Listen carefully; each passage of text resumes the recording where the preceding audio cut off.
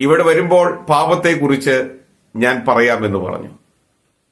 അങ്ങനെ മനസ്സോടുകൂടി മന്ത്രി പുറപ്പെടുകയാണ്.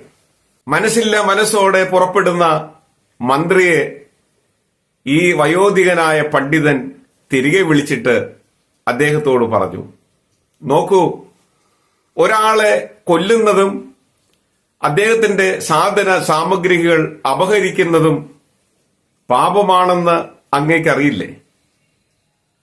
അതറിയാമായിരുന്നിട്ടും അങ്ങ് എന്തുകൊണ്ടാണ് അത് ചെയ്യാനായി തുനിഞ്ഞത്?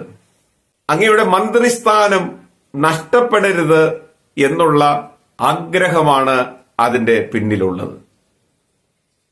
സ്വാർത്ഥ മോഹങ്ങളാണ് പലപ്പോഴും പാപങ്ങൾക്ക് കാരണമായി തീരുന്നത്. മറ്റുള്ളവനുള്ളത് തട്ടിയെടുത്തും അവന്